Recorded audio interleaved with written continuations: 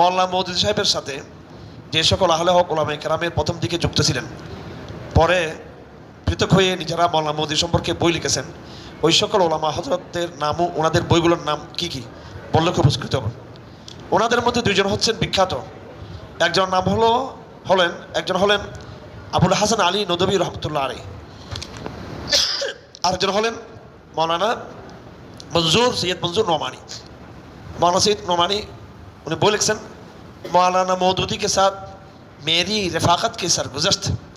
मौलाना मौदूदीर साथे रहमतुल्लाह आलैहि ওনার সাথে মৌলানা মওদুদী সাহেব রহমতুল্লাহ বলে সমস্যা আছে সমস্যা আছে অবশ্যই। রহমতুল্লাহ একজন মুমিন ছিলেন, ওনার অনেকগুলো মত ছিল ভুল। কি ছিল? ভুল ছিল, ভুল।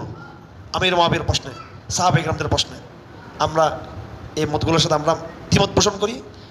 ওনার মধ্যে এটা গোমরাহি ছিল বলে আমরা মনে করি। আবার ওনার যেটা ত্যাগ ছিল, কোরবানি ছিল, এই কাদিনীদের জন্য, খতমরদের জন্য উনি আবার মৃত্যুদণ্ড নিয়েছেন আবার নিজের গায়ের উপরে। এটাও কিন্তু ওনার কোরবানি, এটাও স্বীকার করতে হবে। ওনার সাথে বন্ধুত্ব ছিল। জামাত ইসলামী করার সময় আমাদের ওলামায়ে কেরামের সাথে ছিলেন, ওলামায়ে কেরাম সাথে ছিলেন। পরে ওনার সাথে রাজনৈতিক আদর্শে একটু ভিন্নতা পোষণ করার বেরিয়ে আসছেন। ওনারা দেখলেন যে ওনার মধ্যে রাজনীতির ভাবটা বেশি, দাওয়াতের চেয়ে রাজনীতির প্রভাবটা বেশি। আবুল হাসান আলী নদভী রহমতুল্লাহ আলাইহি মৌলানা মঞ্জুর নোমানী এখান থেকে বেরিয়ে আসছেন। ওনারা কিন্তু বিদেশ থেকে বেরিয়ে আসেন নাই। বারবার বলি, ওলামায়ে দেওবন্দের যারা আগে ছিলেন তারা বিদেশ থেকে কিন্তু কি করেন, বিরোধিতা করেন নাই।